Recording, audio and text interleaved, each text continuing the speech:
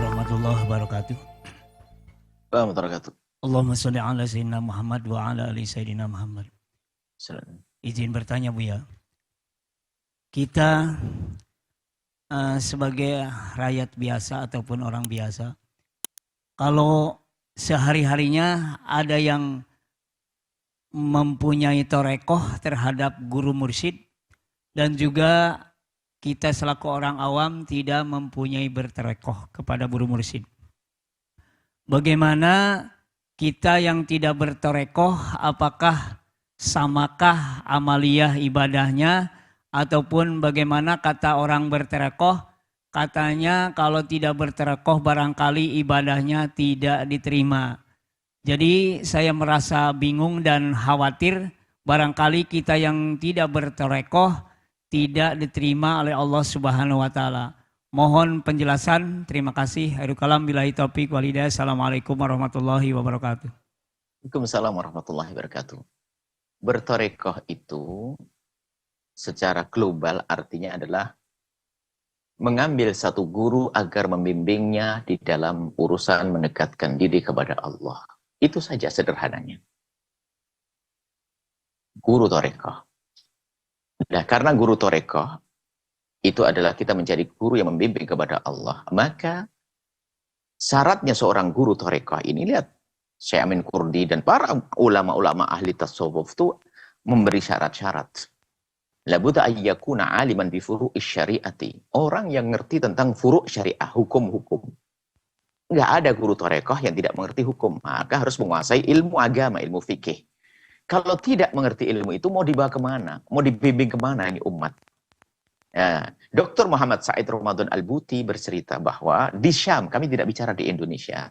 Di Syam ini banyak guru-guru torekoh yang ngaku guru torekoh, akan tapi jadi murid saja nggak pantas. Dari sisi ilmunya tidak ada, dari sisi amalnya tidak ada. Hanya saja bapaknya meninggal dunia, mungkin atau bagaimana, dia tiba-tiba menengkreng di makom bapaknya. Sementara dia bukan menjadi seorang guru torekoh yang sesungguhnya. Bahkan bisa dikatakan pembegal torekoh itu. Jadi torekoh itu seperti itu. Supaya kita tidak gampang tertipu dengan istilah bertorekoh-torekoh gitu. Karena harus lihat. Karena orang setelah mengambil seorang guru, dia akan mencuri toladani. Satu, jadi begitu. Kemudian, apakah seorang itu harus bertorekoh? Berguru iya. Tapi kalau dengan cara bertorekoh, tidak. Bertorekoh selama ini ada, tidak harus seperti itu. Anda bisa sampai kepada Allah dengan berguru. Lah, untuk agar selamat yang Anda takutkan tadi adalah bukan ilmu syariat. Ngerti halal haram. Lalu Anda amalkan, itu sudah berguru. Dan guru torekoh itu ada yang resmi, seperti torekoh selama ini, Masya Allah, torekoh agung, Qadiriyah, Naqsyabandiyah, ada. Akan tapi bisa saja seorang murid itu tidak pakai bertorekoh, tapi punya guru. Guru yang sudah dipilih ada seorang guru yang menghantarkan kepada syariat. Itu sudah cukup. Nah, tidak harus pakai torekoh resmi, tidak harus. Akan tapi torekoh resmi itu adalah untuk mempermudah. Karena apa? Nanti banyak orang yang tidak pantas jadi guru, ngaku-ngaku jadi guru. Atau kita salah berguru. Ini kan. Tapi kalau sudah torekoh resmi itu kan terpantau. Misalnya kalau di negeri kita ini ada torekoh mu'tabaroh, ada torekoh habal-habal, torekoh aneh-aneh. Kesesatan-kesesatan bisa terantisipasi dengan adanya mengkoordinir dari torekoh-torekoh tersebut. Supaya tidak ada torekoh yang aneh-aneh. Secara umum seperti itu. Jadi Anda kalau memang tidak bertorekoh, Anda belajar ilmu agama, ambil. Termasuk mohon maaf, guru di kampung Anda yang sangat soleh, biarpun dia tidak berbicara torekoh, mengajari Anda berzikir, mengajari Anda bersolat, mengajari Anda wudhu solat, ada guru Anda yang menghantarkan kepada Allah. Sampai kepada Allah dengan itu semuanya. Nah, kemudian torekoh itu, misalnya Syekh Abdul Qadir Jailani tidak membuat torekoh. Bukan membuat torekoh agar diikut, tidak. Syekh Abdul Qadir Al-Jailani adalah punya amalan. Punya amalan yang menghantarkan Syekh Abdul Qadir Jailani menjadi Syekh Abdul Qadir Jailani.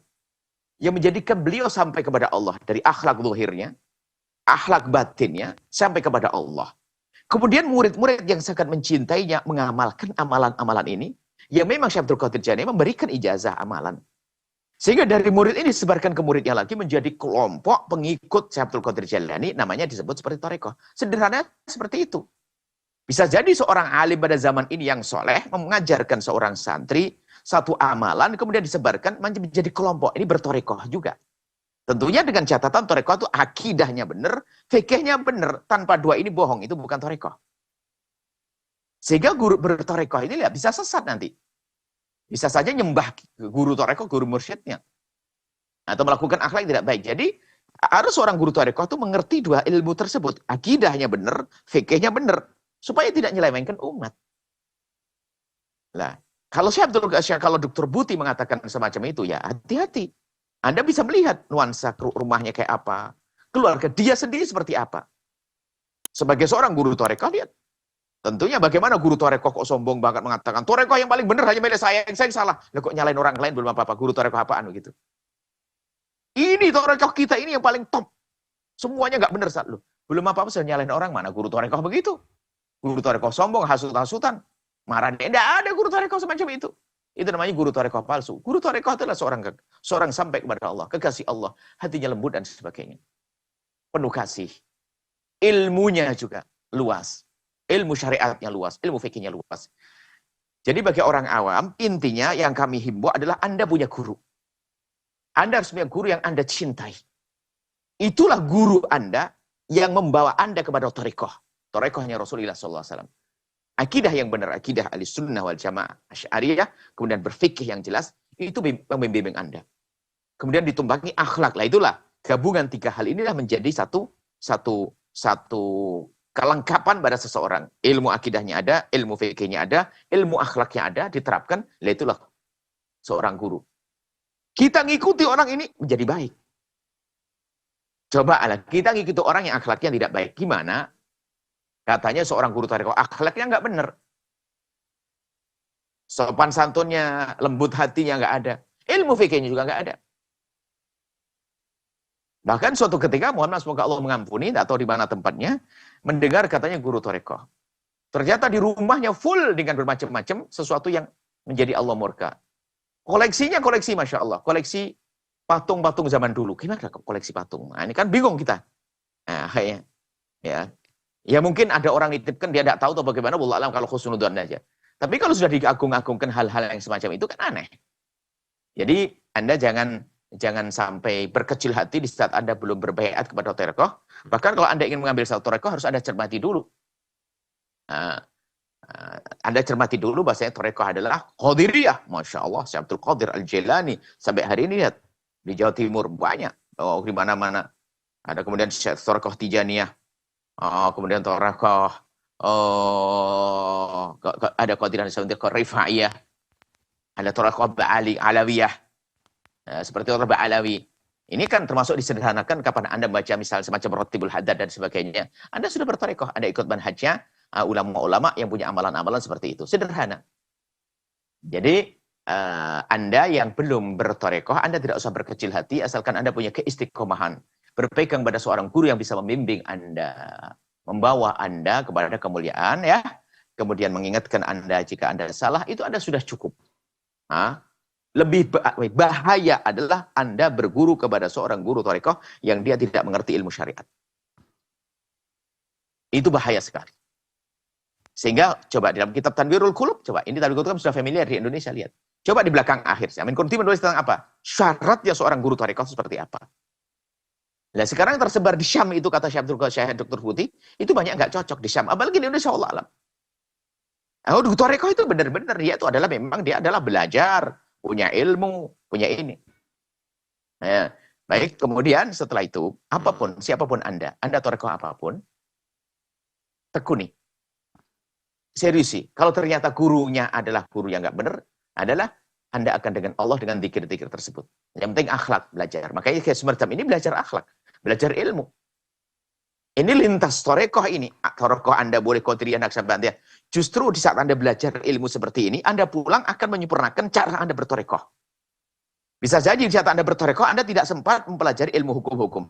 Karena seolah-olah seorang guru Anda diajari zikir-zikir saja. Bagus. Akan tetapi penyempurna hukumnya Anda ambil di tempat ini. Berarti Anda pulang menyempurnakan cara Anda bertorekoh. Tidak bertentangan dengan cara bertorekoh Anda. Yang belum bertorekoh di rumahnya, cukup Anda bagaimana serius di sini juga sama. Kita menjalankan apa yang sudah diajarkan oleh baginda Nabi. Zikir sudah ada, Wirdul Fatih kita baca. Kemudian ilmu hukum kita pelajari, dan seterusnya. Sudah sangat cukup. Maka yang bahaya adalah jika kita mengambil satu guru yang salah. Guru yang salah. Imam Zarnuji kan dalam kitab Ta'limun Ta'lim itu mengingatkan, mengambil guru yang salah berarti kita menjerumuskan. Karena kalau sudah kita berguru, kita mau tidak mau kita patuh, dengar dan seterusnya. Nah kalau digiring kepala kita, ditarik ke tempat yang haram, haram. Pemikiran yang salah kan salah, seperti itu. Baik. Yang belum bertarekah tidak usah berkecil hati, akan tapi harus Anda punya amalan. Punya amalan yang Anda seriusi. Rutin seperti yang kami sampaikan, diambil dari baginda Nabi langsung tadi. Amalan sholat malam jangan lupa. Anda pastikan Anda buat tahajud. Kemudian kalau Anda baca wirid yang ringan, tapi kami sampaikan wiridul Fatih, itu semua diambil dari baginda Nabi SAW. Anda sudah selamat dengan itu semuanya. Istiqomah. Nah, kemudian bagi yang sudah punya zikir-zikir, sebagian ada guru tarekoh itu yang sempit membatasi. Kalau kamu sudah punya amalan, nggak boleh ngamalkan amalan yang lain. Loh, ini dari mana? Kok jadi aneh banget punya orang menambah amal kok nggak boleh? Ini saja. Bukan nggak boleh. Boleh Anda, akan tapi sebaik-baik amal istiqomah adalah istiqomah. Nah, adapun mohon maaf ini, jika santri al-bahjah itu dilarang membaca wirid-wirid yang lain, bukan tidak boleh membaca wirid yang lain, akan tapi kita batasi wiridnya karena tugas mereka adalah belajar. Sehingga anak di al-bahjah sini kita izinkan baca zikir-zikir setelah sholat yang sudah biasa itu. Kemudian diizinkan nanti adalah baca wiridul latif, kemudian ada lagi kepada wiridul fatih, kemudian nanti rotib, haddad, kemudian hanya terbatas itu saja. Supaya apa? Supaya waktunya itu ada untuk belajar. Adapun nanti setelah dewasa menjadi ulama, mau nambah yang lainnya boleh. Karena amal ibadah yang penting adalah dengan istiqomah.